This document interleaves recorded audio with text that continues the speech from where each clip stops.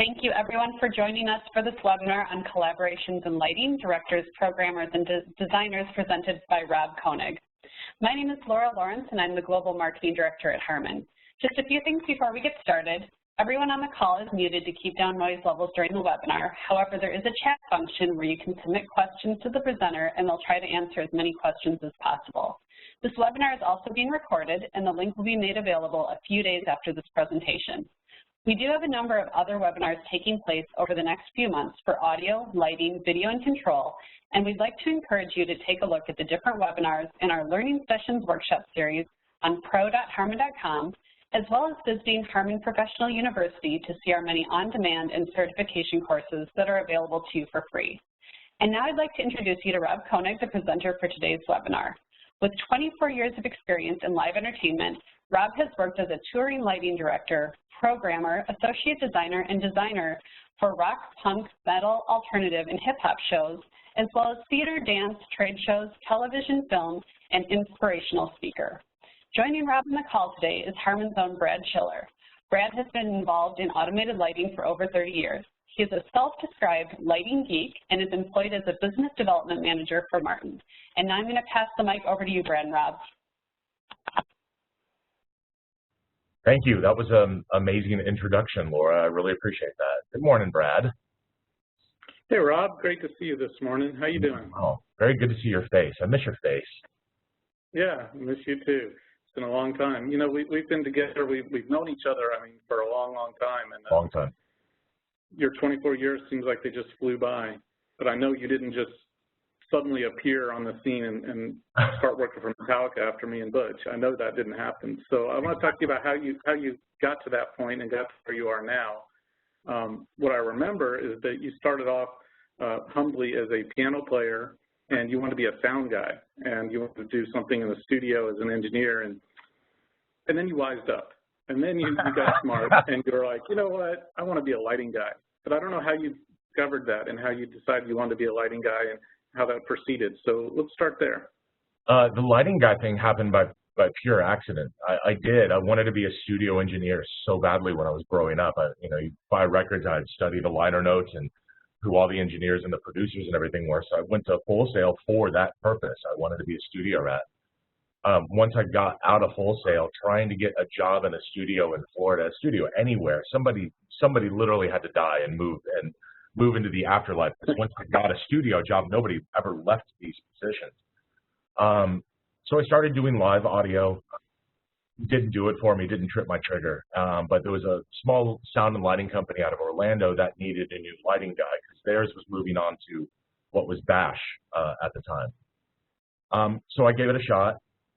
It was a job for a little while, and I remember the first artist that rolled through without an LD, because the small sound and light company, what we would do is travel around the state of Florida and provide local production for whatever tours were coming through Florida at the time. So if Cellar Door, Phantasma had bought shows from Faith No More, Marilyn Manson, the Mighty Mighty Boss Tones, things like that, we would travel around and go Jacksonville, Orlando, Tampa, Miami, and go do all their Florida shows.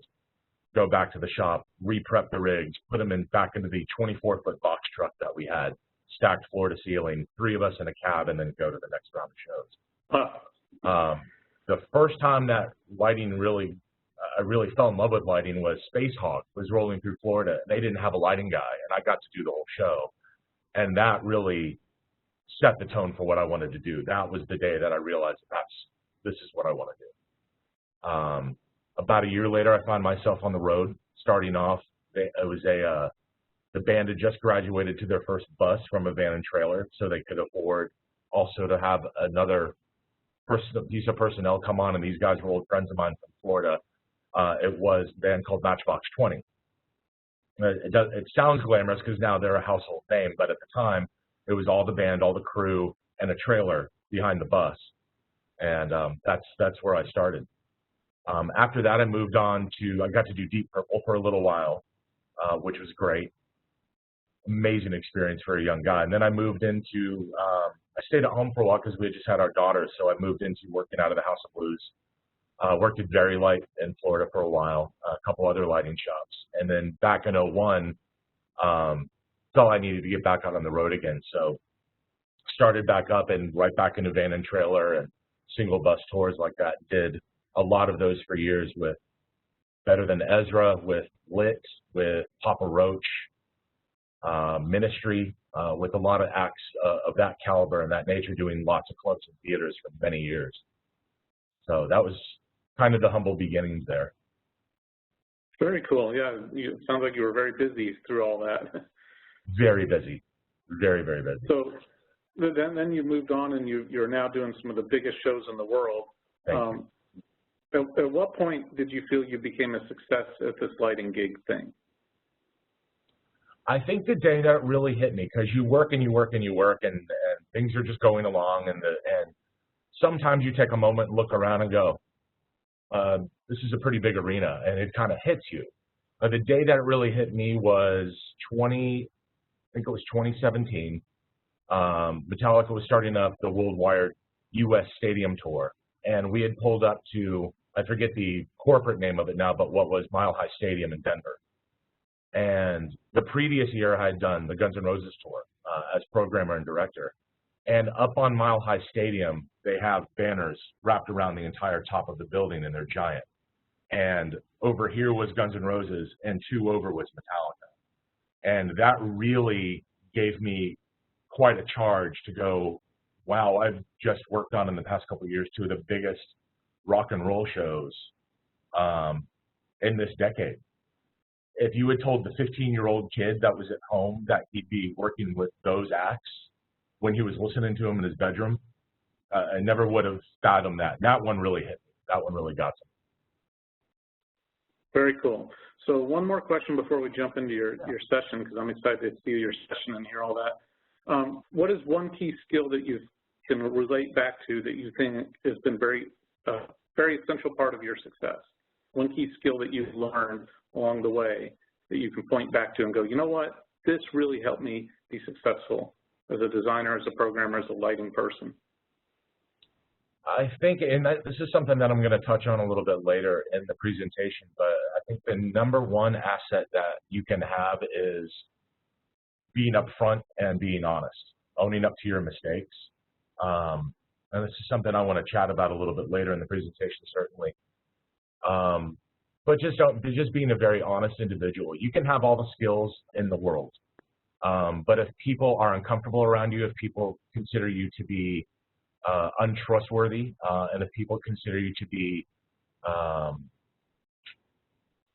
maybe too anxiety-ridden or a little bit too high-strung, people are going to walk away from you. But if you're honest, even if that honesty can be harsh sometimes, and you're open, I think that goes a lot further than anything else. Because at the end of the day, we're working with these traveling communities, and we all have to be able to trust and rely on one another. And if you're not that person, then you won't be long for the touring world.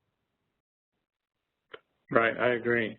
Well, you know, you've had all these different positions and you've worked in all these different levels of the business. What prompted you to talk about the collaboration aspect of the business in your seminar that we're about to start? What prompted you to talk about that? Social media. Before all of this started, I had seen in a couple different social media platforms and in a couple different groups, what defines a lighting designer question, or what does a lighting director do? And it would usually be from somebody who is up and coming and not familiar with the business yet. And of course, it would devolve into the name calling keyboard warrior bravado that always happens on social media. But I think that we can honestly define those positions and the duties of those. But I think where people get really aggravated is there's a lot of nuance involved in those positions, and that's really what triggered me to want to talk about this, because not every job is the same. Just because you're the programmer on this job doesn't mean that the exact same way you were the programmer on this job is the one that you work for a different designer on a different gig. So there is nuance involved. So where I kind of want to start with all of this, and maybe not a lot of people will agree with me, but I see the lighting designer position as more of a broad term these days. When I was younger, I never would have considered myself to be a lighting designer, because how could I possibly be a lighting designer and use the same job title as people that are creating some of the biggest and most profitable shows on the planet? But then as I got older, I realized that being a lighting designer isn't defined by the scale of the project, but defined by your role within that project. Lighting designers can come in all forms, smaller shows to the biggest on the planet, like we were just talking about. But for now, the first category I want to talk about is the one-person army. This is where I started my career. It's where a lot of people start their careers. This is where you're the designer, you're the programmer, you're the director, you're everything to the artist. You have figured out a way to get the artist the most bang for their buck. You figured out how to cram an entire lighting rig into a trailer being pulled around by a bus. If you're lucky, in a bus, sometimes a van.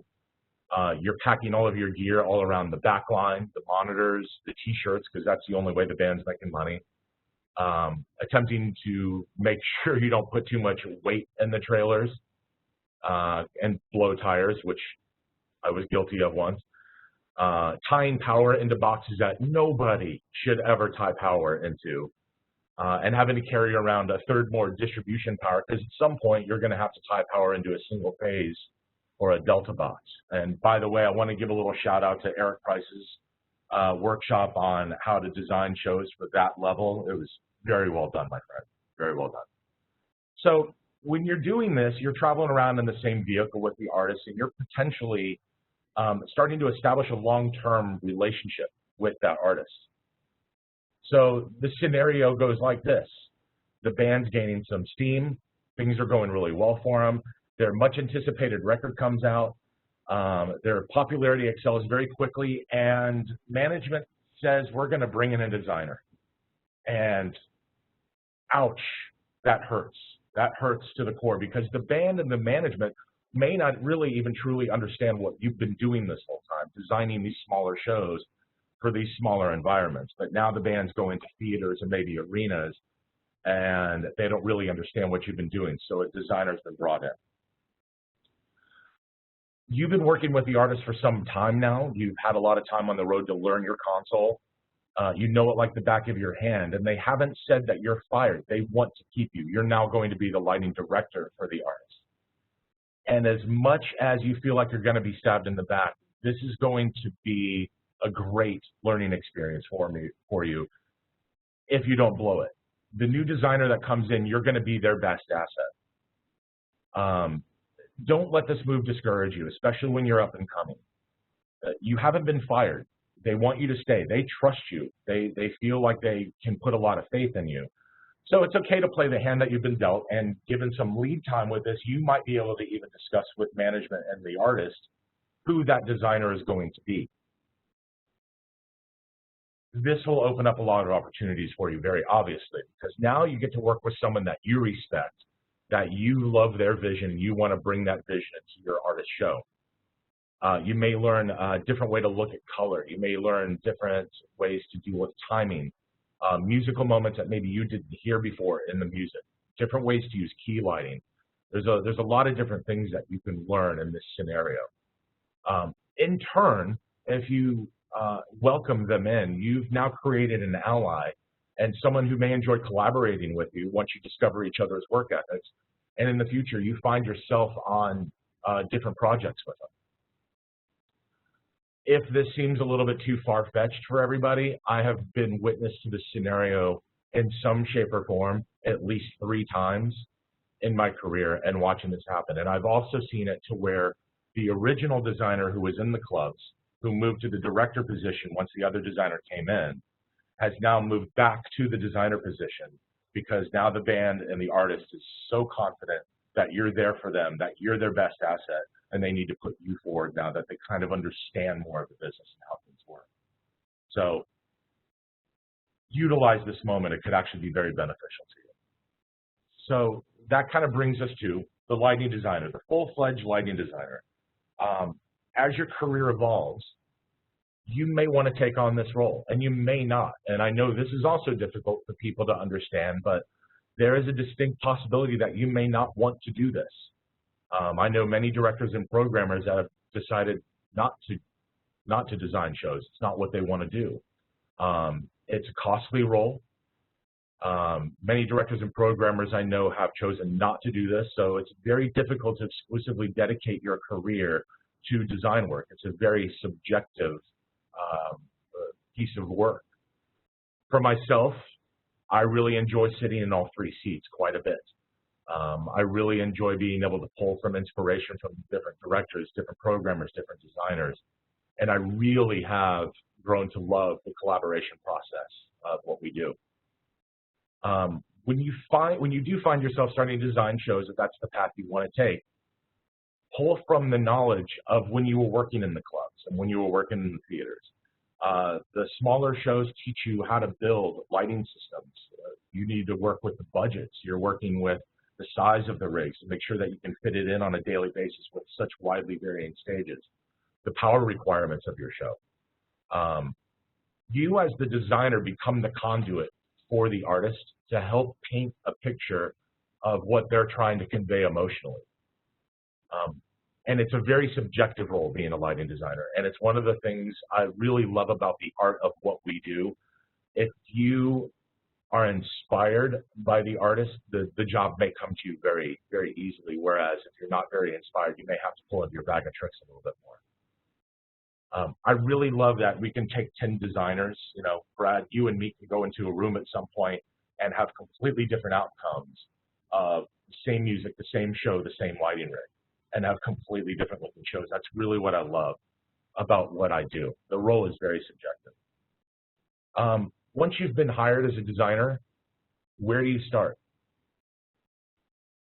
A lot of people start in a lot of different places, but the first place that I start is researching the artist. And I don't mean just listening to the music. I go back, I find as much digital media that's readily available at our fingertips in this day and age as possible. I listen to interviews, I read the old interviews, I look at old shows. I want to understand what drives the artist. Are there things that could have been conveyed better than what's been done previously with that artist? Where have they already been visually, and where are they going with their music now? Where do they want to go forward with everything? In 2016, I was hired to be the director and programmer for a show. It was an artist that was reuniting after many years away. The lighting designer was not able to be there for the first couple pickup shows, so I was assuming that role as well. Well, the first show, the singer for the band was injured on stage. Fast forward a week or two later, we're all panicking that the show is canceled. The future shows have been canceled, but he forges on. But the only way that we can do the shows is he is now having to sit downstage center in a chair, and he can't leave the stage at all. So after listening to just hours and hours of interviews with all the band members, there was a question that was posed to him at one point, and it was a baiting question, of course. It was kind of funny. It was on a late night talk show of, why do you leave the stage so frequently during the show? And of course, somebody's looking for the, well, I'm going back to do drugs and hang out with chicken and all that kind of stuff. But his answer kind of shocked me a little bit and said, I'm very uncomfortable when I'm not singing on stage. He felt more comfortable standing behind the shield of his singing. He was fine with that. But when he was doing nothing up there and the guitarist was soloing for 3 minutes, he felt kind of goofy, so we left. Well, how does that relate to the story? I've got a singer now who feels goofy, and he's unsure of himself, and he's feeling very self-conscious that he's on stage, and he can't move. So now I know this about him without ever even meeting him or chatting with him to this point. And I was able to pull out his key lights and make inhibitors. So where now he's in a black hole in those moments. And when he starts singing again, we light him up again. Now, whether he knew I was doing this or not, doesn't matter. He was very comfortable on stage, never had a moment. If I had not have seen that interview and known that about him, my night could have ended much, much differently. As Brad, I'm sure you can assume how that could have ended. Of course.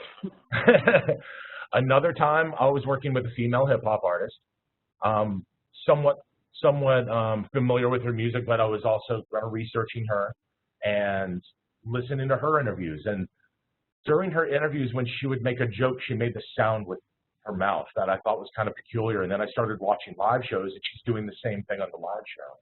So I made a little bump buttons that would coincide with the sound she was making, and she got the biggest kick out of it ever. So these things just let you know that, it'll let the artist know that you're paying attention to what they're doing. I would have never known these things if I wasn't watching the interviews, not just the live shows and the videos. So research your artists as much as you possibly can. As you go and start doing these things, the more you start learning about the artist, you start getting inspired by them. It might be music that you don't dig, but something triggers you in their love of the art form of what they're actually doing. So as you start to get inspired and you start working on the design, what do you start with? Well, sometimes I'll start with a particular fixture type. Other times, maybe it's not the type so much as maybe configuration of fixtures. I'll typically have a feature set of fixtures that kind of ground the design. They're kind of the star of the show, and then kind of explore from there what else we can add to it. Now, while you're digging in and you're really feeling your creative juices flowing when you're working, pull your head up out of your program that you're working in every once in a while, because sometimes we get a little carried away and our show suddenly won't fit into the venue, the size of venues that we're going to be dealing with. So make sure that you still have those things in mind while you're designing, that you still have budgets to deal with, you still have transportation issues to deal with. You might be in 1-2 trucks, you might have a trailer.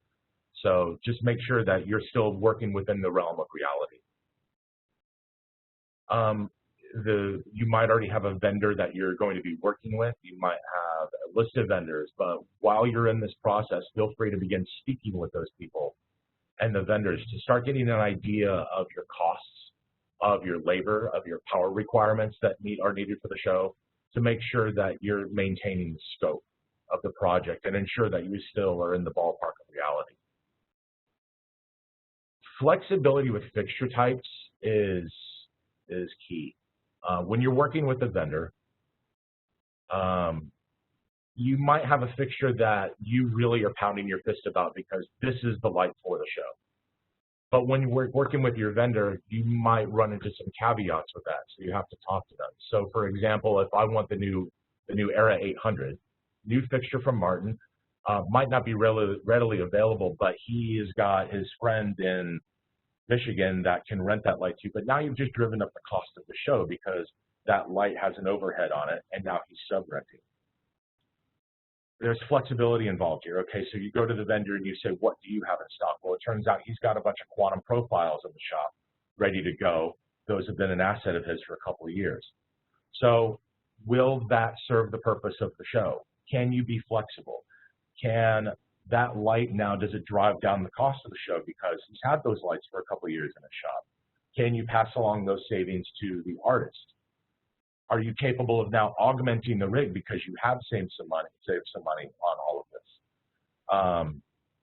Just again, if they truly are going to accentuate what you want to do with the show and they're acceptable, then by all means, do that, but always be flexible with your fixture types.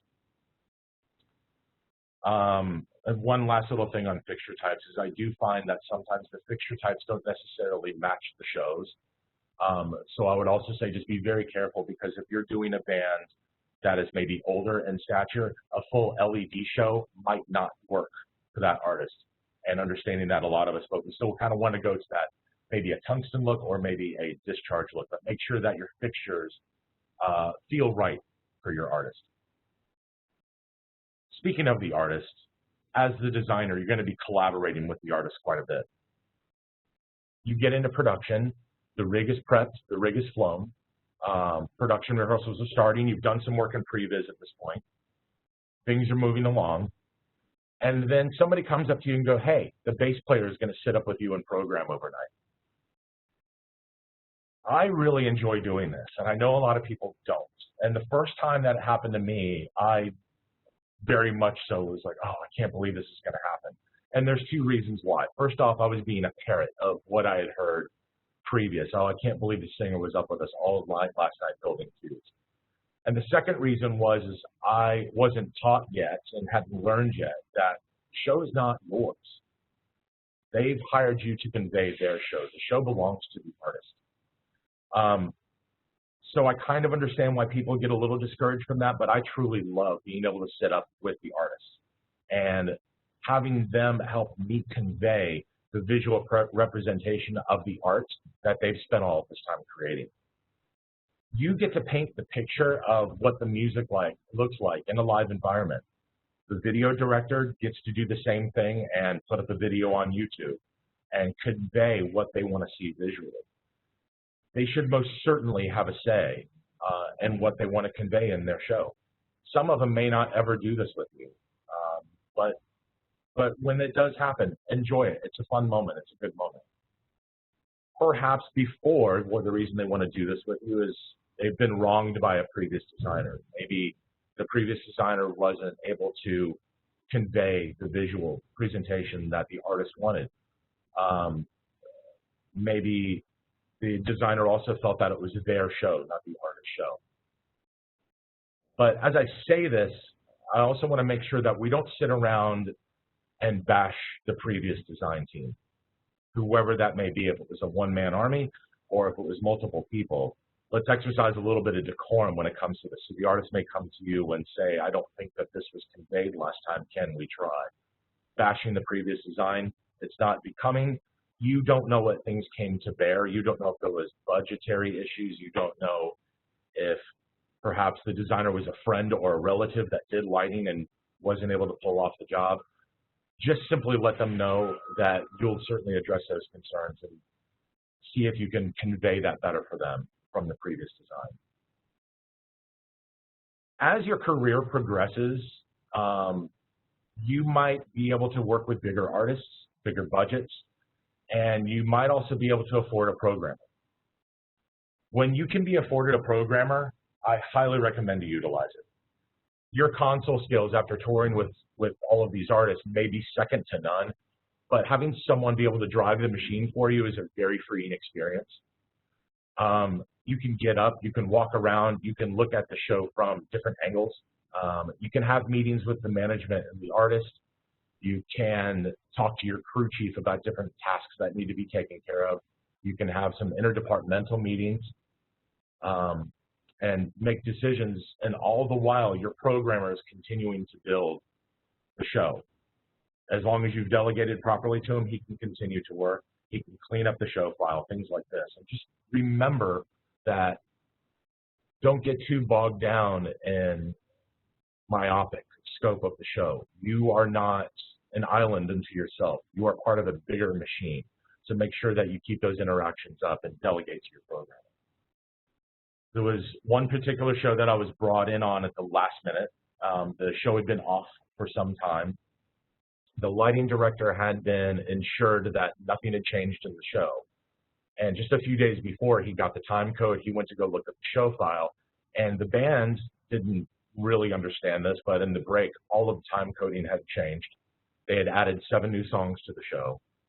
So he was in a bit of a panic. Now, me and this director had never worked together before. The lighting designer for the show was not available. He was on prior commitments, so he wasn't able to be there. So I was called in and came in and met the director. Now he's assuming the designer role as well. Within a few hours, we figured out a good way to work with each other. And I was able to start working on the show, correcting time code events and previs, building some of the new songs, and on a crunch time schedule, he was able to be at rehearsals, take notes on dancer movements, take notes on the new songs as well, discuss the show with the artist and management. And oh, by the way, in 3 days, we had a unique festival show that we also had to do that looked completely nothing. There was nothing similar from the touring rig to the festival. So he had to go program that. And all the while, I was still dealing with the touring rig. So he was able to delegate to me what was needed to happen in a very short time frame. We only had 5 days to mount these 2 different shows. The main reason I bring this up is because some people may not feel that the programmer position is artistically as important as the designer, but I really feel that in this day and age, those positions work in tandem very much together. Every once in a while, this particular director would walk in, he'd look over my shoulder, he'd go, that looks great, I got to go deal with something else, and he would split, and he had to go deal with 100 other things. So we were able to gain some trust with each other and collaborate very well together. So through the years, I became the biggest fan of collaboration. I didn't start out that way because I thought that this is how we're supposed to do this. This is all of us. We come up with every single idea on our own with no help from anybody, and then we get big awards and people applaud, and it's just simply not the case of how this all goes. I really owe breaking that thought process a lot to my wife, and there is this great line from a movie, My Cousin Vinny. That's one of my favorites. And at the end of the movie, the wife, played by Marissa Tomei, says, you know, this could really be a sign of things to come. You win all of your cases, but with somebody else's help. You win case after case, and then afterwards you have to go up and say, thank you. Oh my God, what a fucking nightmare. I love this line because this is utilizing the assets around you, utilizing your designer, your director, your programmer, your production manager, your video director. So make sure that you use all the assets available to you to build the scope of the show. This doesn't mean that you need to be bullied out of your vision by listening to other people. Remain true to your vision and your thought process, but always be open to some new ideas, even if maybe they don't fit the narrative of what's going on. Because one of the things I realized when I was much younger is sometimes I learn a lot of what not to do. So to this point, I would like to ask my friend Brad if we have any questions pertaining to any of this we've talked about so far. Yeah, hey Rob, this is excellent, very good. A couple of questions, and if you have other questions, anyone who's listening, free to put them in the chat window, and I will ask them to Rob as well. When you were talking about researching the artists, you were saying how, and I think that's a great tip. It's really important to go see their work and understand particularly their personality. I thought that was awesome. But do you also research the other people you're going to work with, the director or the set designer or other designers on the team? Do you go research them in the same manner? To a certain degree, I certainly do. I definitely want to look up, you want to look up their resume. I look up their Facebook, their social media, and some designers really surprise me because you'll find that there's no common thread of any design that they've ever put together. Some designers, you can go, oh, that's a design by this person. You kind of see some similarities from show to show. There's others that have completely endless bags of tricks, and every show looks discreetly unique. But yeah, I would absolutely go look into those people, see what they're about, what shows they've done, the scope of the project. Some people, I'm very blessed. I love music. I love art. I love performance. I'm very blessed. I've worked with a very wide scope of different types of artists. Some people only do one specific style. They may only work in pop, or they may only work in country. And that's their forte, and that's fine too. But you kind of want to get an idea of what they're all about. But yeah, I absolutely think so. Super. Well, we got some other good questions coming in here. So here's another one for you. This actually comes from Singapore. He's wondering, what can you say in terms of lighting and set design to an artist that's not ready for a full-fledged production, and they keep insisting on using a house programmer? He's asking from a production manager's point of view. Well, from the production manager's point of view, that means that he knows that they have the budget to be able to do so. That's a very unique situation. I don't know how to address that personally. The only thing that I can say is maybe compare them with, help them compare with other artists that are on the road that are doing shows that maybe are utilizing their own design team, and how much more rehearsed, how much more spot on and beautiful the show can be with someone who understands the nuance of the artist. It's a very unique situation. I don't know if I've dealt with that one personally. But he's a production manager. He knows that they've got the budget to do so. So I would say just encourage him to look at, just look at other artists on their level that are making the same kind of money, that are making the same kind of waves that they are, and go look how much more rehearsed and beautiful this show is compared to what we do on a daily basis. Okay. What previs software do you use when you're out there prevising? I use a myriad of them. I really enjoy a lot of the different formats. When the one that I really go to is GrandMA 3D. And I don't want to say anything disparaging so much, but GrandMA 3D is the least pretty of all of them, is the best way I think I can put it. So I feel if you have a really good-looking show in GrandMA 3D, you've got a really good-looking show. I feel that some of the other ones are fantastic. WYSIWYG, Capture, all of these things are great-looking, but some of them are almost too pretty. Remember one time we were having to work, we were not having to work, but we were working with Capture. Capture's gorgeous, but it was too pretty. It was the haze levels were stunning. It was like the most controlled, most beautiful environment on the planet. I kept coming back behind the guy who had actually done the drawing for me and dumbing down some of the settings and messing up the fog because it's never going to be that perfect in real life. When I'm afforded the opportunity to, I like to use two simultaneously. And I've done this on quite a few occasions. So I might have MA3D on one monitor, and I'll have something like a Capture or a WYSIWYG or something else on another monitor. And somewhere in between the two, I find reality sits. That's kind of how I work in previs software. And when you're in previs, particularly if you're in a previs session away from everything else, in advance of pre-production, do you take little bits of that and feed them out to management or the band, or do you wait till you kind of get all the way through it and then do a full show and tell with them? It really depends on how anxious they are. If they're not anxious to see anything, I want to make sure that everything is grounded in as much reality as possible. And I was just having this conversation with a friend of mine the other day that, you know, just like I just touched on that, some of these previs are too pretty. And that might not look like what it's going to look like in the real show environment. So I'm very hesitant towards showing that. If they're anxious and they want to see things, I'll certainly send them over. But I really want them to see reality. And I think a lot of these things are just very pretty. And it really doesn't reflect a stadium environment where you're never going to get the perfect haze levels. You're never going to get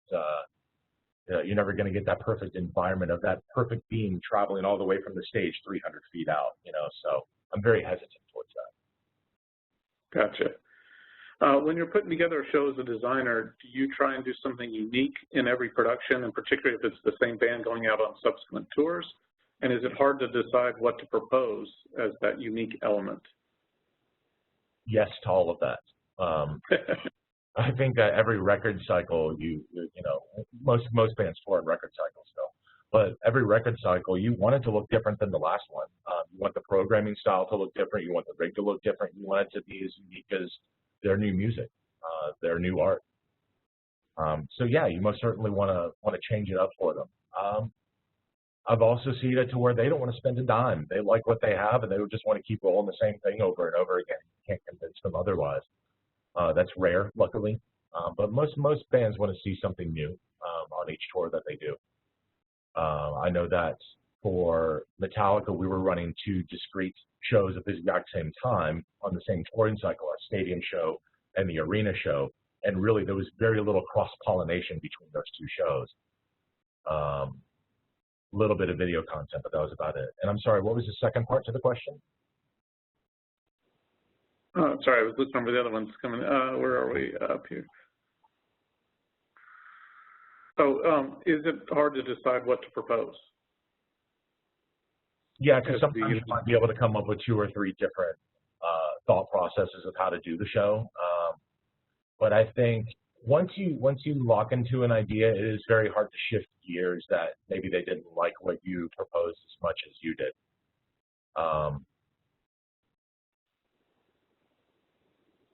It depends. It's really from project to project, and it depends how difficult it may be. Sometimes you have the stroke of genius right off the bat, and that's what you want to do. And sometimes, like I said, you sold yourself on something that they're not really particularly into. Yeah, it is difficult. It truly is. Right. And what about, you know, those good old video guys? We always talk about the audio guys, but the video guys, what do you do and how do you deal with it when they decide to kind of do their own show and they don't care about the overall result of the show and they're not collaborating as much as you want? I am terribly thrilled that I've not really met that too much. I work very closely with our video directors and the content teams, and sometimes I really think it just comes down to the thought process of the video director, the content team, things like that, to how much they want to collaborate with you. I really force that collaboration because we shouldn't have two different narratives going at the exact same time. It all should be cohesive. It all should be part of one big, beautiful picture. I've really not dealt with very much resistance when it comes to those departments. We just may have differing ideas of how a particular thing should look, and whoever screams the loudest on the riser wins. But for the most part, I haven't run into anybody that just wants to go rogue. Gotcha. Well, that's good. Very good. So here's an interesting question. Yeah. I don't know if you've ever come across this because it's very interesting. How do you manage a situation where you are not invited to rehearsal but expected that you deliver with precision? So you're not invited to rehearsal, but they expect you to be perfect. Wow. I guess there's a couple of sub-questions I would have to that. Has the band performed any of these tracks live? Do you have live recordings of them, even if in a studio environment? That's a tough one. You know, for me, having a musical background, drums and piano for many years, working out of a house gig for many years, I'm very blessed to be able to punt a show. So I can certainly rely on my punting skills if need be. That's a very unique situation. Just you got to give it your best shot. You got to give it your all. Otherwise, I can't really answer that one. That's a very difficult one to answer because every situation is very unique. I don't know how much of the assets you've been handed over. So. Well, I think also your advice earlier of researching the artist is a big one for that. Yeah. And I know I've found, you know, you mentioned YouTube is a big tool for seeing previous performances, seeing how a band is live, right, as opposed to listening to just their albums. So very much so. Might be fascinating how much digital media there is for every artist out there on YouTube. And another question for you, and I know you've got more to present, so we'll move on from here. But what was one of your toughest days as an LD?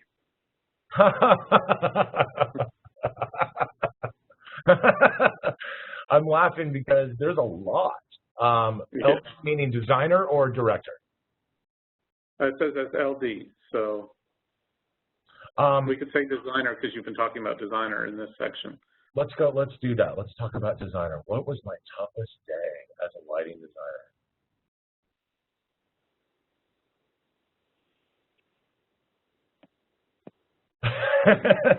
I'm struggling because there's a couple that are coming to mind, but here's my problem. My wife laughs at me all the time about this. I tend to wipe the bad things from my memory pretty consistently, and she actually has to prompt me sometimes. Go, oh, you remember the time?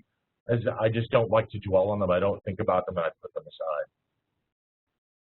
Let me think about that one for a little bit. I may address that one a little bit later. That's a funny one. Okay, I think I just got disconnected from the session, but I have one last question for you. Can you still hear me? Yes, I can hear you. I just can't see you, but I can hear you. Yeah, okay, great.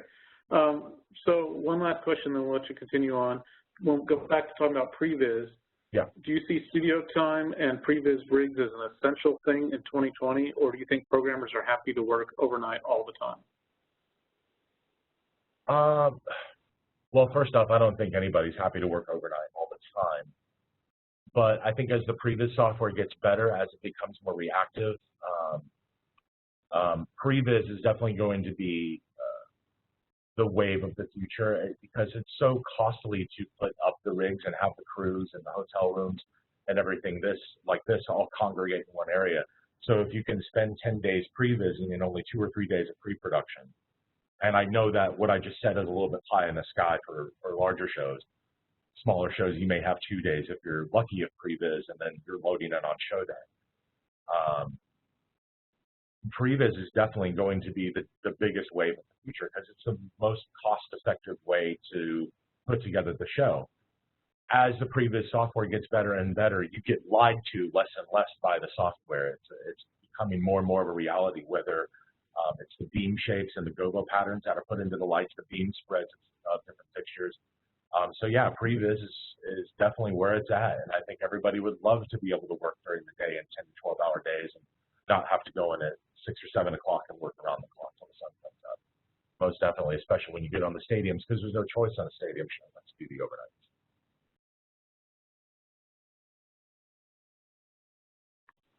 Perfect. Well, let's continue on then from here, and we'll have more opportunities for questions as we continue as well. So go ahead, and Rob. I'm still thinking about that worst day as a lighting designer one. Okay. Well. I'll keep that one in the back of my head. So the next section we're going to chat about is our programmers. The programmer, to me, is a bit of a chameleon position. The one common factor for a programmer is the ease of use of the console. If you can move around efficiently and quickly on a console, you're going to book a fair amount of jobs just based on that criteria alone. But the flexibility of the programmer and the personality of the programmer is key. And this really all relies on how the designer actually works. Many times as a programmer, you may just be data entry clerk. The designer may have a good portion of the show in his head, knows where the ship is going, knows how to drive it, and knows most of the queuing already when you join up. But sometimes the designer will see his tasks very differently, and he might give the programmer rough guidelines per song and let you have at it, and maybe making some corrections later. So there's a lot of different ways that a designer will rely on a programmer. One of the biggest ways that a designer can rely on the programmer is writer's block. We all get writer's block. You've done 15 songs, 15 numbers, whatever the case may be. You've scrounged around in your bag of tricks. Potentially, you are just not inspired by this particular number. May not be triggering anything for you. So you as the programmer can very silently sit at the console and play around with color, play with different effects, different beam shapes, and you're just kind of giving subtle suggestions of what could happen, and something could trip a trigger of how now they want to light this song.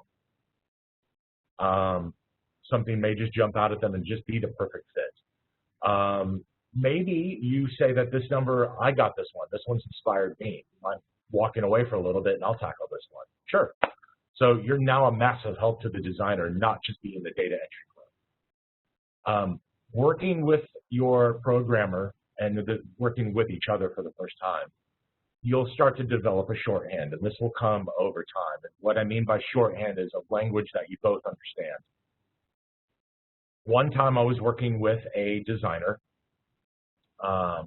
first time, rather renowned designer, lovely guy, and I was working with him as a programmer, and we were going in to visit a show that he had to add some new numbers to, and they wanted to change the look of some things at a residency show. And he hadn't seen the lighting rig in 2 years. So we come in and sit down at the consoles, and he just starts spitting different things out at me. Hey, make those lights blue, put this over here, do this. And as we're going along, 20 or 30 minutes in, he looks at me and just goes, what cue are we on? I turn absolutely ghost white. I didn't know we had been writing cues. He didn't once say store it or book it. I had no idea that there was no music. We hadn't listened to a stitch of music. We hadn't looked at a rehearsal tape, anything. Luckily, I was able to recover quickly because we'd only been doing this for 20 or 30 minutes. And later laughed about it, and we've worked many times together since then.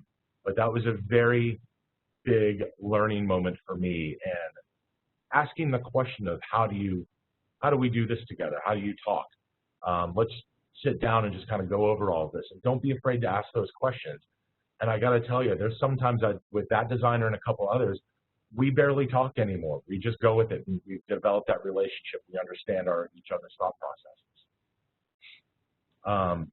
I also want everybody to kind of remember, as a programmer, you're the designer's confidant, but you're also the designer's punching bag as well.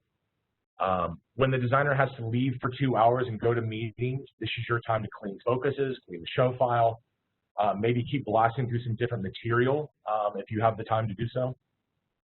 And when they come back, even if they may not have liked what you've done, they'll certainly be appreciative of the extra effort that you put in while they were gone dealing with some other meeting. I once had a designer leave for a couple hours, had to go do a meeting with the band and management, and he came back and said, wow, I never would have done that. Keep it. I love it. So it works out.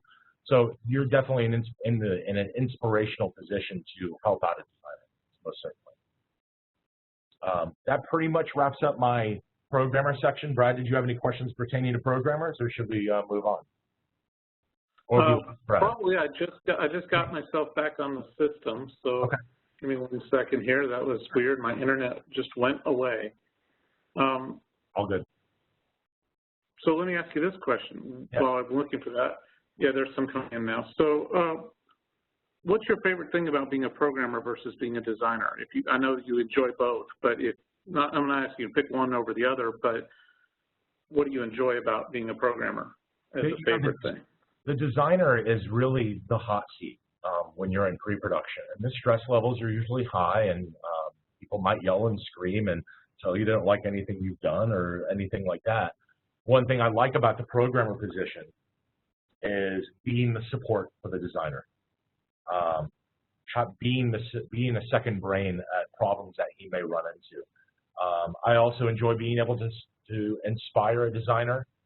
I love it when they walk away and I've programmed a song and they come over and go, that was awesome. Because sometimes you don't know if you're doing the right thing. For the most part, I'm really driven towards the programmer side of it more, and I also really like the hands-on of the console, being able to get the geeky side out a little bit, call my other programmer buddies who are what I call the Neos in the Matrix, and they can see every 1 and 0 and call them and go, how would I pull this off? And then being able to walk me through it. I really like the geeky side of it, you know. So yeah. Awesome. I love being a programmer. So here's a couple of questions from our great listening audience. This one's kind of cool. A crew on tour is just like a marriage or relationship.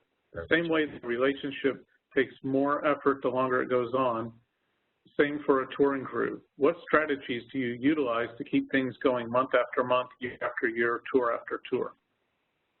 The number one thing that I will say is be kind.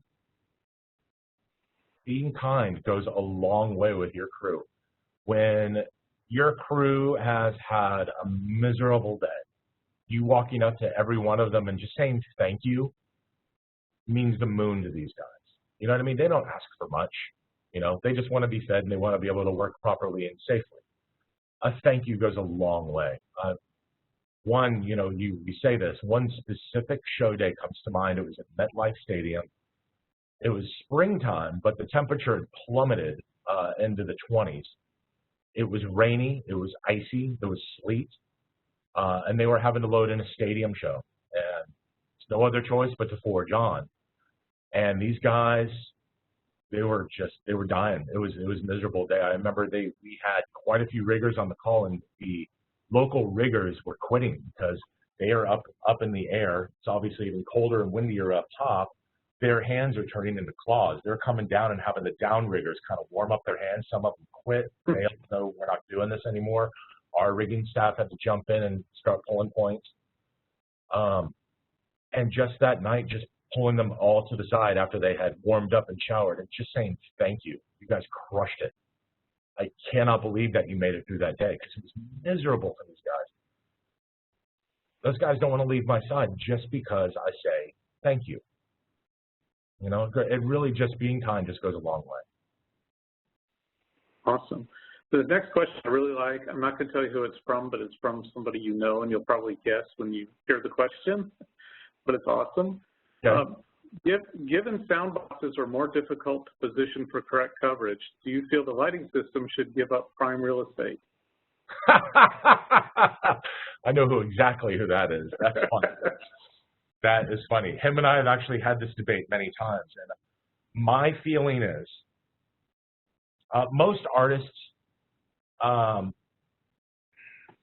this will go from artist to artist. I will say this, because There's some artists that are concerned about the visual representation of the show, and there's some that are concerned with the audio representation of the show. So it really kind of varies.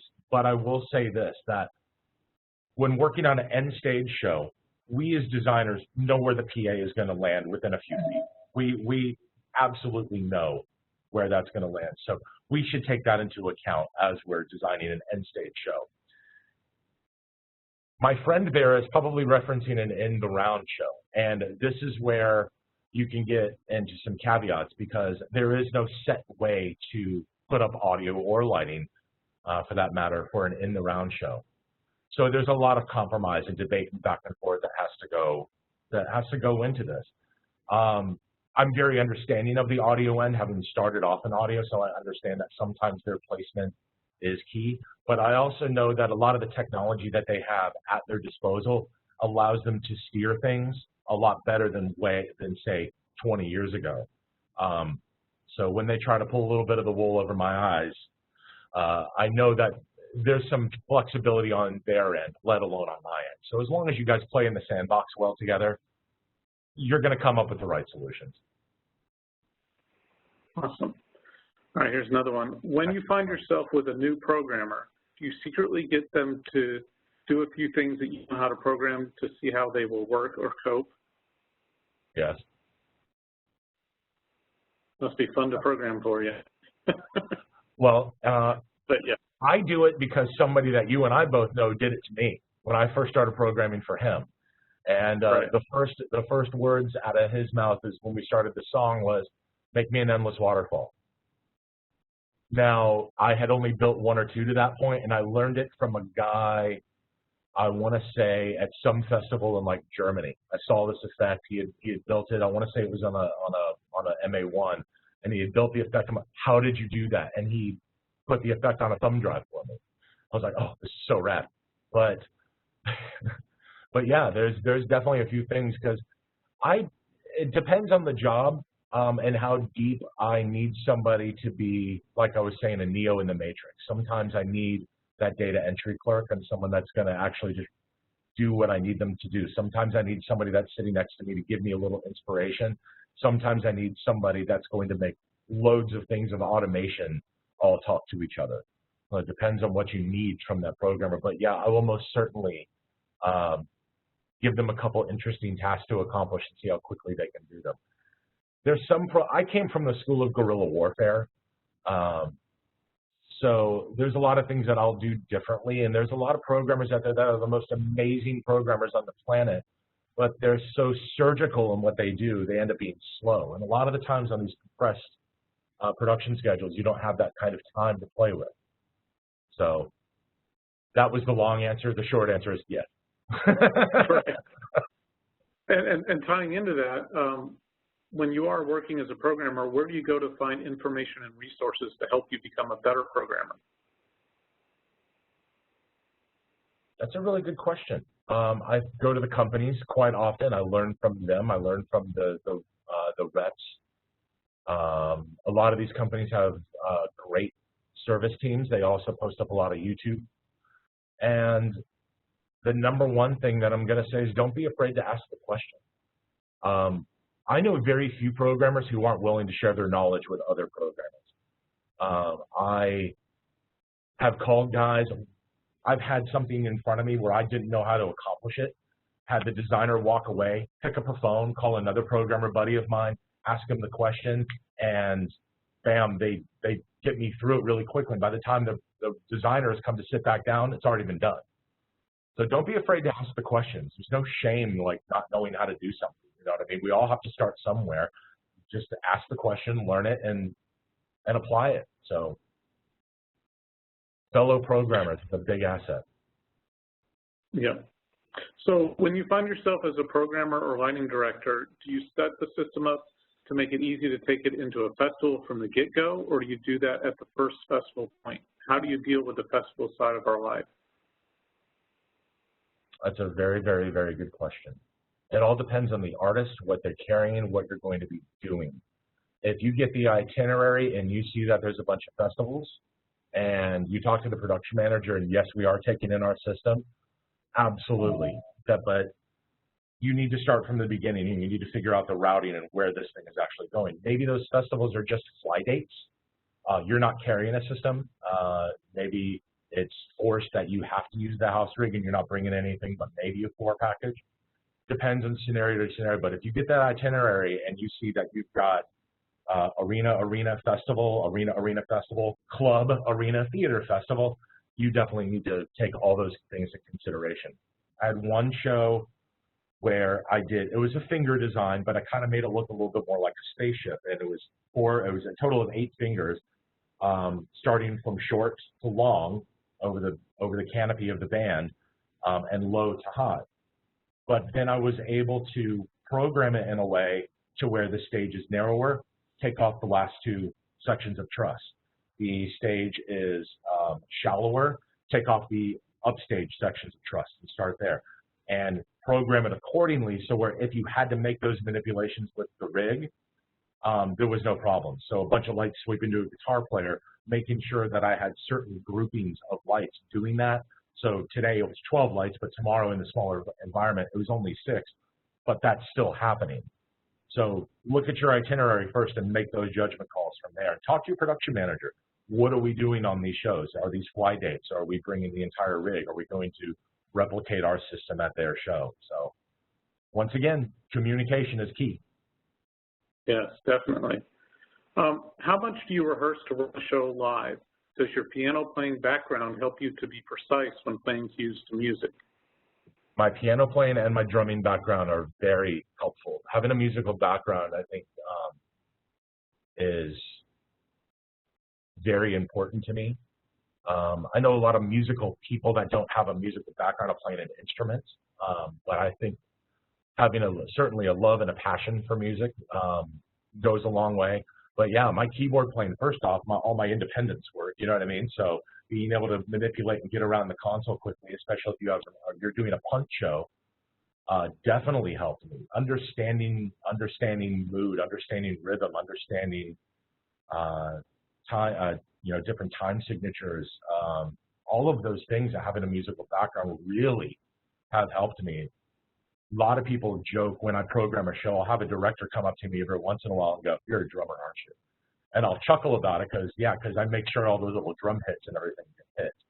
But yeah, having that musical background, man, when I was 7 or 8 years old, I was cussing my dad for making me play piano. And because for the first couple of years, I loved it when I was a little kid. Then I started getting older and started getting a little sass. I'm like, I don't want to play piano anymore. My dad made me do it, and I took lessons all the way through my adolescence. And I'm super glad that I stuck with it now because it really helps. All right, a couple more questions. This is the more technical question here. Do you prefer SACN over ArtNet or vice versa? From my experience, I have found that streaming ACN is a lot cleaner.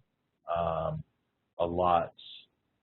tend to have a lot less problems with streaming ACN, especially if the network is set up correctly by the vendor and they have proper streaming ACN boxes distributed everywhere. I have found that streaming ACN is much cleaner, and guys that are way more techie geeky than me will have led me down that path, and I definitely rely on it and trust it a lot more than I trust ArtNet these days. Okay, this next question is pretty interesting. It's kind of a long one, but I'll read it all through to you. Again, looking for a difficult situation, so put that in your head.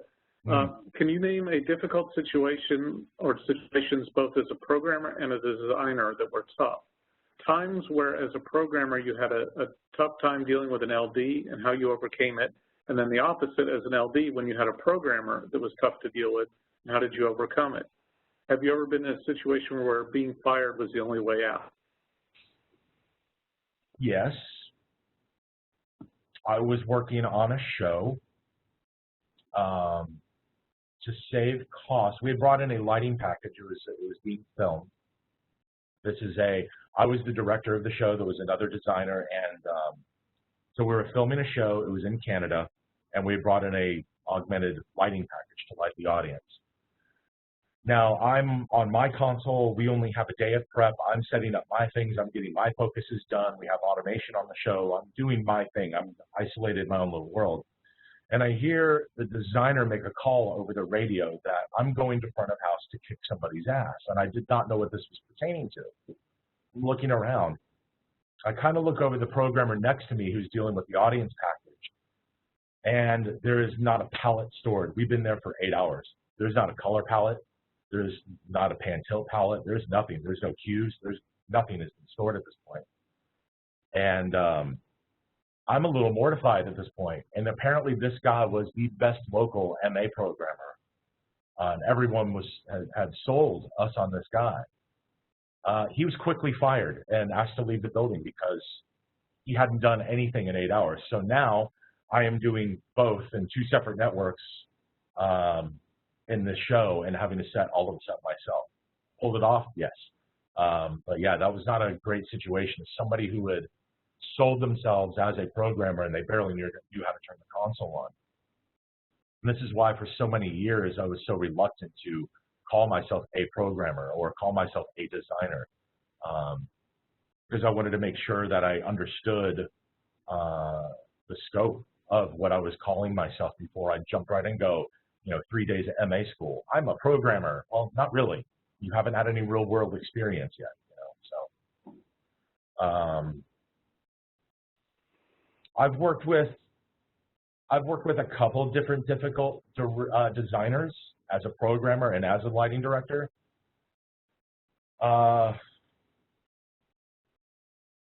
Head down.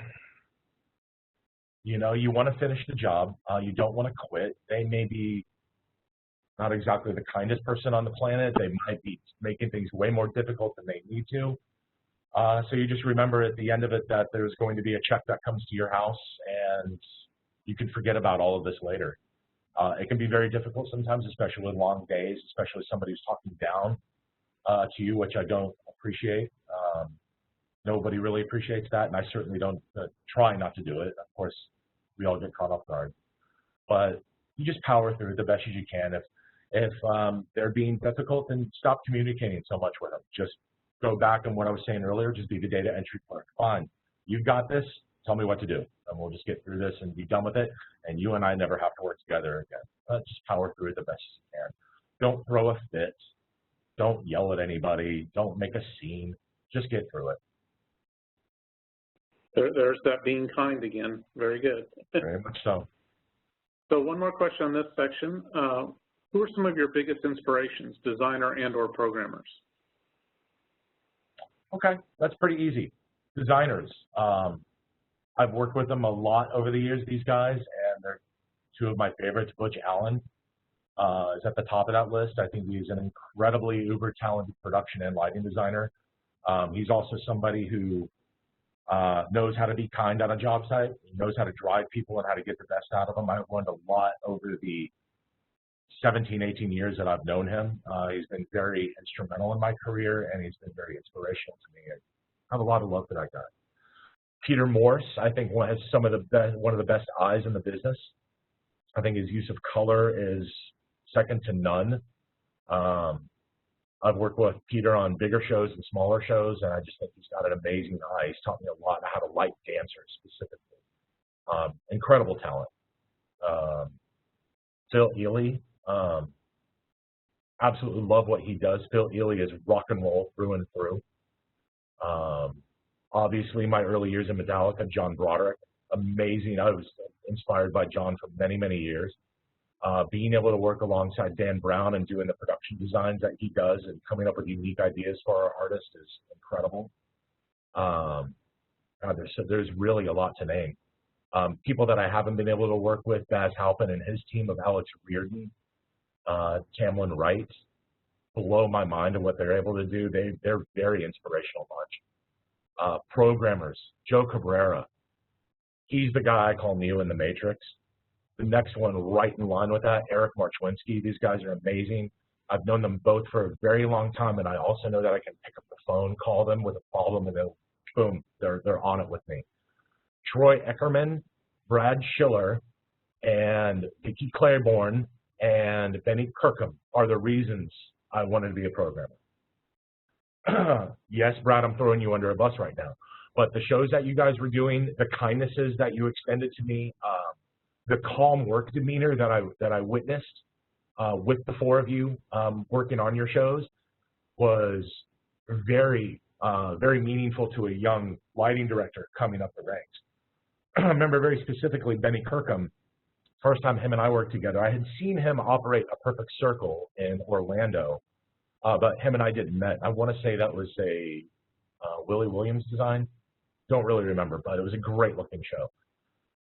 About a year later, I was at a K-Rock Jingle Ball thing with Papa Roach, and Benny was the house programmer for the day, and they won. And I remember him and I got along really, really well, had a great day together, a lot of laughs. And at the end of the day, we're out on the back dock, and he goes, "Hey man, you ever have any questions or problems with the console? Just give me a call, man. I'll help you out. I'll work you through it." So many people had said things like this to me, and I just called bullshit on so many of those people, because so many people would not pick up the phone and they would have that bravado and just not say anything. Well, about 6 months down the road comes up, and I'm having a problem on the console. So I go, let's see what this guy's all about. I call up Benny, and boom, picks up the phone. I go, "Hey, Benny, this is," and I don't even get my name out. He goes, "Hey, Rob, how the hell are you, man?" And that blew me away. He remembered me, remembered who I worked with, and walked me through my problem. And ever since then, I've been friends with that guy. Some of the most talented programmers on the planet, as far as I'm concerned. And that's just the tip of the iceberg of who inspires me doing this. Right, those are all wonderful people, and Benny, yeah, he's amazing. I've known him for a long, long time, and he is one of the top for sure. Yeah, so him I think you have more taught me how to be calm behind the board.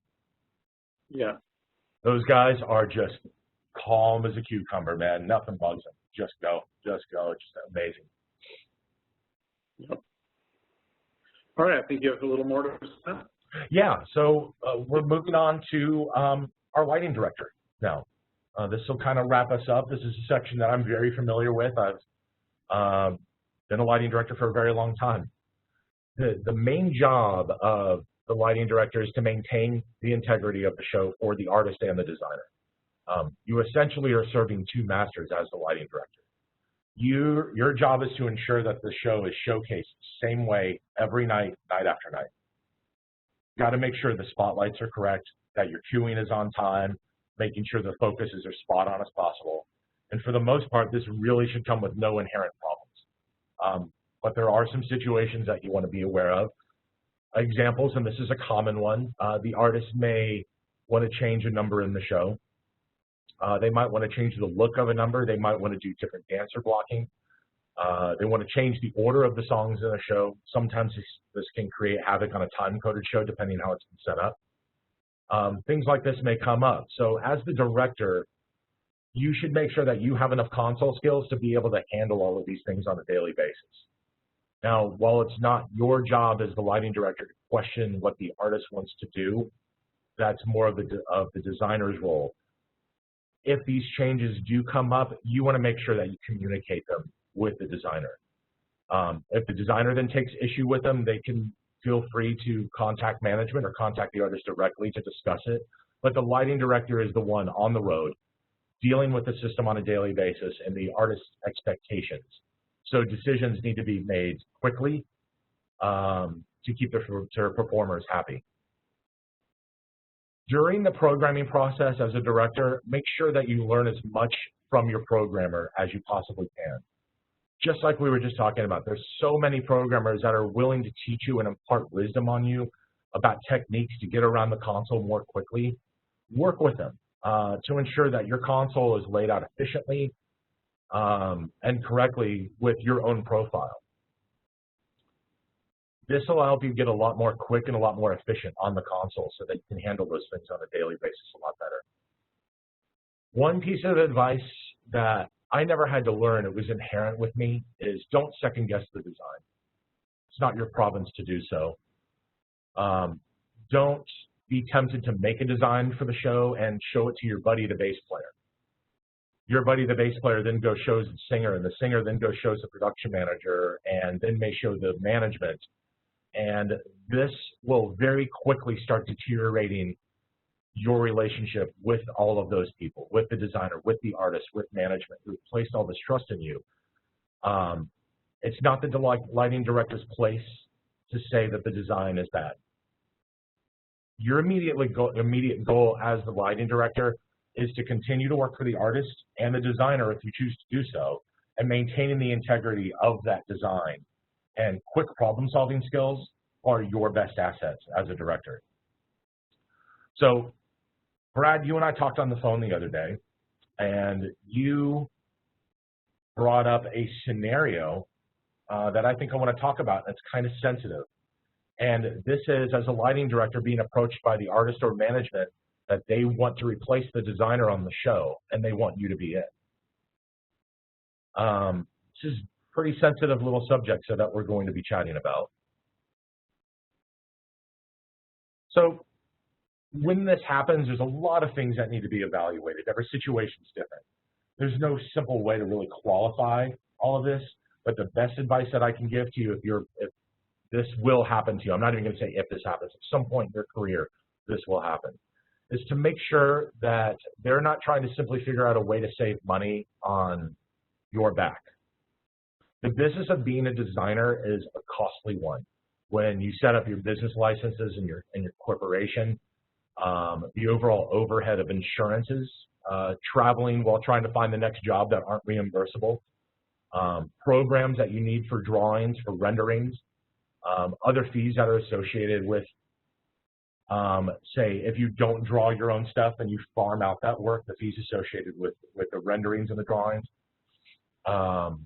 Perhaps you have to have at least one staff member because you're constantly busy trying to get work. There's a lot of things that are associated with being a designer. So are you really willing to start providing all of those things to really, truly be the designer? And the biggest question is how willing are you to burn that bridge to that designer? That's really key. Perhaps you feel like you need to walk away from the artist at this point and show loyalty to the designer. Maybe the designer wasn't right for the artist. You're the only one that can really, truly answer those questions. But tread very lightly when something like this comes up. Once again, communication is key. Be honest, be upfront. And sometimes you may be very surprised by the reaction of a designer if you let them know what's actually happening, and that honesty will go a long way with them. I know that two of our friends, Brad, a few years back had a very similar situation. The director and programmer, same guy, was asked to take over the show after the designer had been there for a few years. And that person called the designer and said, this is what's going on, and I'm ready to walk away because I don't want to steal your gig from you. And the designer said, you know what? Take it. God bless you. It's all good. We're still friends, and they still to this day maintain a friendship. And that director, the director who is now the designer, still works for that artist. So just always be open and honest about these kinds of things. The last thing I want to say on that is don't allow the excitement of being asked to design in the show overshadow the potential that may become a liability issue to you, whether that liability is legally or professionally. So just keep that in mind. I think that was a great point you brought up. I'm glad we chatted about that. Your touring relationship with your artist, a lot of people can get this very confused. Your relationship with the artist should be friendly, but it should always maintain professionalism. Always maintain a comfortable distance to the performers. I always kind of joke around that you're not going to their house for Thanksgiving. Be cordial. Have chats with them, most certainly. If they invite you out for a drink, that's great. But understand what your relationship really is. They are the boss. Maintaining that comfortable distance has gotten me a long way in working with a lot of performers. It can certainly be difficult because they're charismatic people. That's why they're up on that stage. Sometimes it might be your heroes. I've gotten to work for quite a few of my heroes over the years. I once was sitting at a bar with a few crew guys and the singer of a band, and he gets a phone call. And he says, no, you're not bothering me right now. I'm with my rental family. That really sunk in with me. Your rental family. What do you do when you rent a car or you rent a hotel room? You really don't give a what you do to it, do you? So keep that in mind, your rental family. When they show up at the venue in the middle of the day and you've had a miserable day and you've had lousy stagehands, and the trucks were late, and the riggers were slow, and the fourth lighting guy is hung over, and the production manager yelled at you, they're going to walk up and ask you, how was your day? How's everything going? Your answer is going to be awesome. My day was great, because they don't really need to hear, and you don't need to burden them with your stories of woe. That's all there is to it. They need to have the confidence that the team that has been put together for them is professional, is focused, that's well put together, and there's no problems ever. Just always remember, they are the boss. I'm going to wrap this up with a couple nuggets of wisdom and then a little bit of a story. So the two last pieces of advice, and this is for all the positions that we're talking about today, the designer, the director, and the programmer. This first one's going to be a little bit difficult, and we were kind of chatting about this earlier, is that you may not have experienced anything crazy yet behind the console, but just remember, you're the calm center of the storm. Everything can go on crazy. Things can happen. Beers can get spilled on consoles. But no matter what happens, you keep yourself centered. You're the calm behind the console. Calm, cool, collected, deep breaths. Whatever's going on, you're going to get through this. You're going to solve the problem. Freaking out does not help anybody. It only exacerbates the problem. If the console's on fire, and I've had consoles light on fire in the middle of the show before, stay calm. You're going to get through this, but maintain your composure at all times. The second one, we also talked about this one earlier, just be honest and own your own mistakes. If you miss a cue, that's important. Don't go back giving excuses or throwing somebody else under a bus. They don't want to hear, well, the ClearComm system here is terrible. They don't want to hear, well, if they would just listen to me, then that's not instilling any faith and confidence in you. I've watched the blame game happen over and over in my life. It's not a good look on anybody. If something happens within your department, apologize. Take the hit for it and just go deal with it yourself, but be honorable about the situation. So I've got this one last story that I want to wrap everything up with and then kind of go back to questions with Brad. I haven't mentioned really any artists in any of the stories or any of the coworkers because I want everybody to be able to relate to these situations and paint themselves and maybe their artist. This one I have to tell you who this was because this is kind of funny.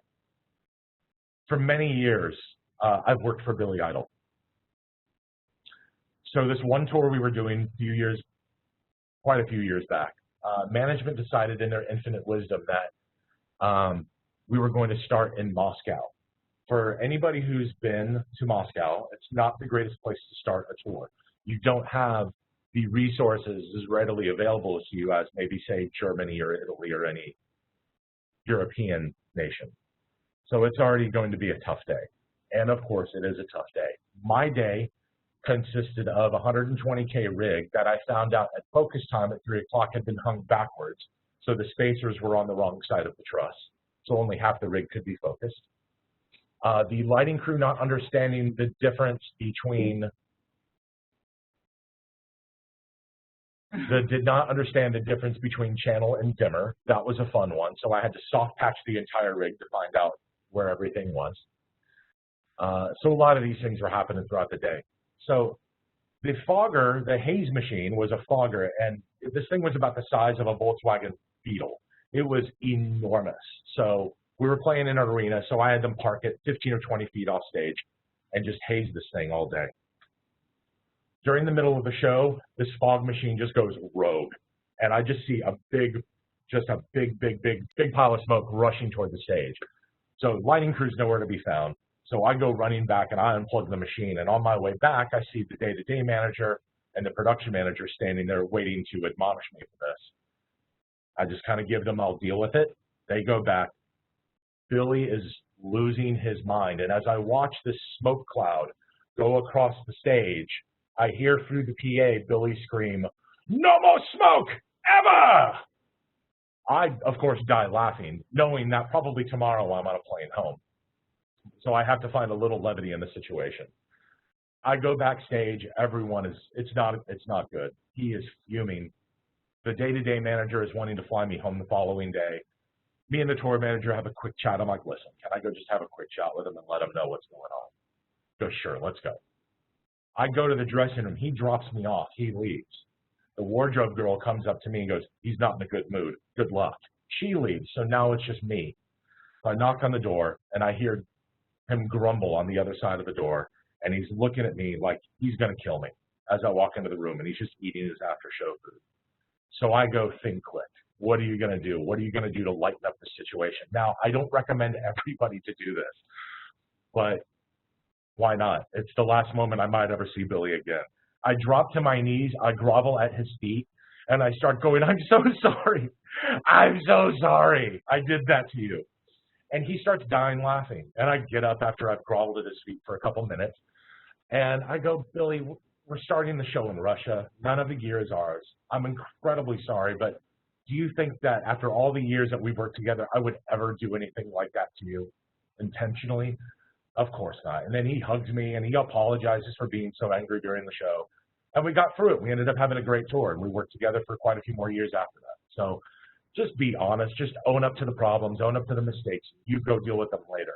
The way that you can deal with a situation like that is mark down that company. The next time you go to Moscow, you tell the promoter, that company's not invited. I would rather have house lights than ever deal with that company again. So that's how you can deal with things like that. But always be honest.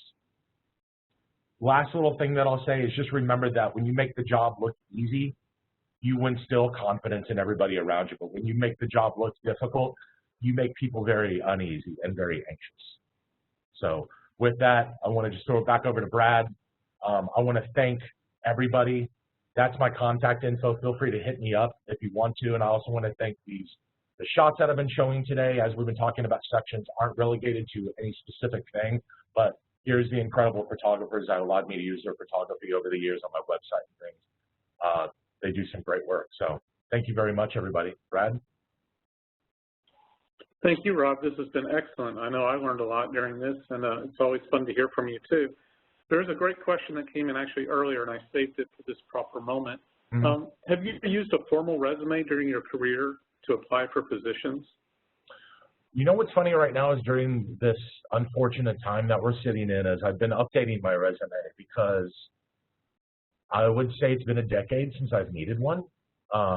You get to a point, I'm very blessed that I have gotten to a point to where I didn't need a resume. Some people have asked to see some of my work, so I do maintain a website.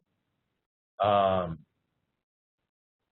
do maintain a website, but for the most part, I haven't really needed one. Once your name gets out there and you start working with certain people, a production manager, a designer, a director, a programmer, someone's going to recommend you because they gel with you and they really enjoy working with you. So word of mouth can go a long way. But yeah, for me, I haven't needed one in a long time, so I'm taking some of the downtime and updating the resume. Why not? Perfect. I think this is great, and I think the point about a website is probably the more current, more important thing than a traditional resume. I would say so, because everyone looks, you know, for a CV or whatever. I just steer them to the website, show them what you do. There's actually something that goes along with this as well. But on my website, you'll notice that I give photo credit, and I also give credit to the other positions of the design team, because I don't want anybody to be confused. When you go to my website, maybe you look at this picture of Paramore and think that I designed that. No, I was a programmer on it. Butch Allen was the designer on it, and Chad Smith was the lighting director on it. And sometimes I'll name a production manager, things like that. Make sure you give credit where credit is due. You don't want to you want to make sure that you're not selling false claims on your website, or even when I put up an Instagram post or something of a show, I will make sure that people know that who's the production designer, who's the lighting designer, who's the programmer, who's the lighting director, who's the video director. And I'll take some extra time and do these things a lot of the time because I don't want anybody to think that I'm misrepresenting the work. So make sure that you do that on your website. Don't just take all the credit for it if other people were involved. That's a very good point, yeah, because you just, like you said, put up that picture and somebody might think you were the designer. And exactly. You need to be clear on that. Badass designs by Butch. Funny story about this one is we only had the stage for a few hours. That's a wall of very bright Nexus LEDs. We had to go sit about 15 feet away from it. It's about 40 feet wide and program that thing and burn our eyes for 2.5 days while we got that show together. But this one was a lot of fun. I remember that we had a lot of fun doing this one. That must be something standard for Butch, because he and I did a garbage show, and when we tried to do this pixel mapping on a screen like that, we were standing so close to it because we're in this tiny room that we couldn't see it. We ended up using our phones to get a wide shot and look on our phone to see what it would look like in reality. So maybe that's a Butch thing. That one was painful. I remember having to drive the intensity down to the wall to like 5%, but then you're not really using the wall at full blast mode anyway, you know, so you're kind of driving the levels a little bit lower, but then you're having to drive it back up because some of those really low, you know, percentage ranges on the dimmer of the pixel isn't reading. So you got to drive it back up, and you're wearing sunglasses, and your eyes are getting more fatigued than usual. And we laughed a lot during that one. That was a funny one. I bet. So here's a question about time code. What's your opinion about time code versus live cues?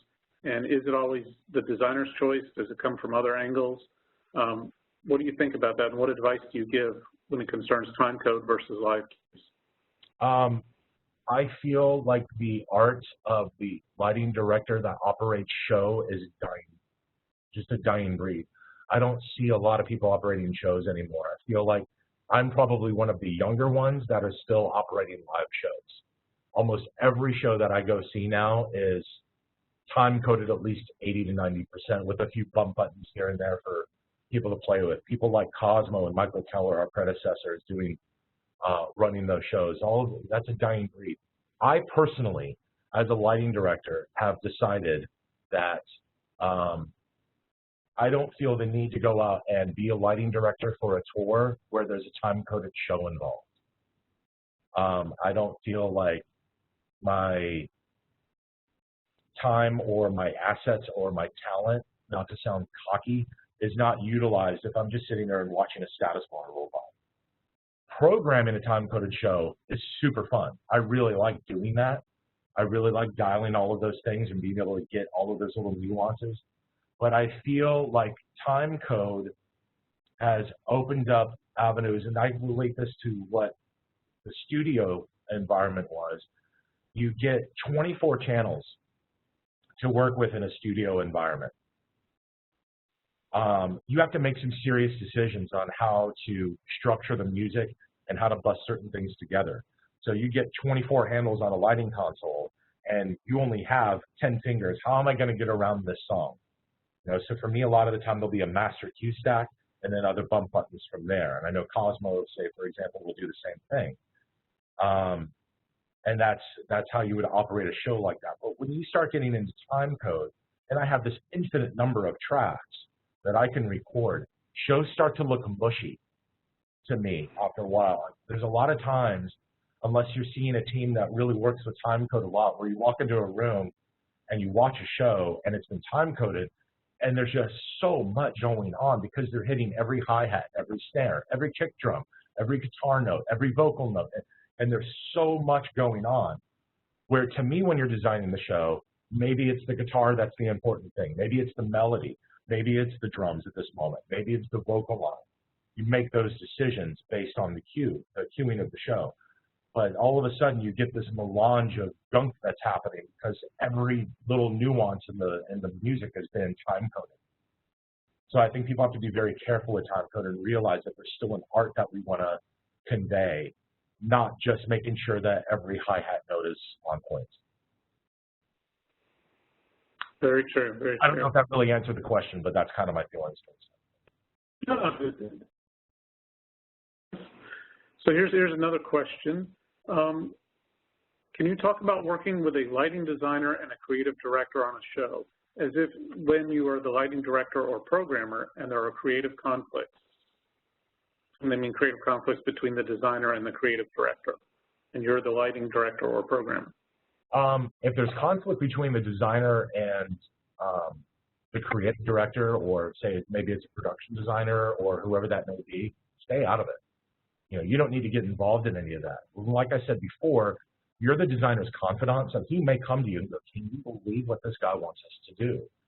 I've been in situations like that. I was in one specifically where a designer of ours had a lot of pushback from the creative team, and I did not understand why, because I thought what he was having us do was gorgeous. they were pushing back quite a bit on him, and it was starting to make enemies. It was getting kind of ugly. Well, the designer had brought me in. He's my guy. I'm standing by his side. And the creative director comes back to me at one point and tells me what to do on the console. I don't maybe recommend this to everybody, but I side with the lighting designer at that point, and I go, when that is asked of the designer and he asks me to do it, I'll take care of that for you. But until that point, I won't do that. That then created a problem with me and that guy, but it was very simple that you and I are going to maintain distance. Anything that you want has got to go through the designer. And whatever's going on between you two, solve it or don't, I don't care, but do whatever you have to do. The director, same thing. Sit back and watch the mayhem. You know, there's nothing that you can do to get in the middle of that other than maybe be supportive of your designer. That's the fun part about being the programmers. You don't have to deal with most of that stuff. Exactly. And, you know, that's why I really think that's why the programmer position can be that punching bag and the confidant of the designer, because they can come over and they can vent to you. You know, you just dealt with some horrible things from the creative team and your artist is unhappy or whatever, and they come over and they can vent to you privately. And they know that it's not going anywhere because you're kind of an isolated member. You don't really know anybody within the camp. So they can come over and vent to you and not worry about it being spread everywhere. True. So here's one more question, and I like this one. It's very going off in a different direction. Is architectural lighting something you're interested in doing? Do you see a link between entertainment and architectural? Oh, very much so. I love architectural lighting. I'm ashamed I don't know more about it. My daughter can tell you, oh, look at that building. Oh, look how cool that's lit. Oh my God, check out that display over there. Constantly doing things like that. I love architectural lighting. I get inspired by architecture and architectural lighting sometimes when doing shows. And wow, that was lit really cleverly. How can I bring that into a show that I'm working on? So absolutely, I think architectural designers do some cool stuff. And I got to tell you, there's been a couple times that I've been invited to go be a programmer on a couple architectural projects that the timing didn't work out. I wasn't able to, but that's something I would definitely love to dive into at some point. I really love it. Cool. I agree. Well, this has been really awesome. Been a lot of fun chatting with you, and you've been part of a lot of great knowledge. And as you've got sorry we went so long. I'm sorry? I'm super sorry we went so long. Oh, it's okay. I've enjoyed it, and I think hopefully the attendees have as well, and of course they can reach out to you on your email there. Yeah. I think Laura's got a few final words here, but I wanted to thank you first. So Laura, go ahead. Okay, thank you so much, Rob. We really appreciate you presenting today. This was such a great presentation, and Brad, thank you for assisting. As Brad mentioned, Rob's contact information is up on the screen if you want to reach out to him with additional questions. And as a reminder, this was recorded, so if you wanted to watch it at a later date or share it with somebody, it will be available in a few days out on our YouTube channels. For information about our upcoming sessions, you can go to pro.harman.com to see the full calendar. And thank you so much for attending today. We really appreciate all of your time. Have a great day, everyone. Thank you, everyone.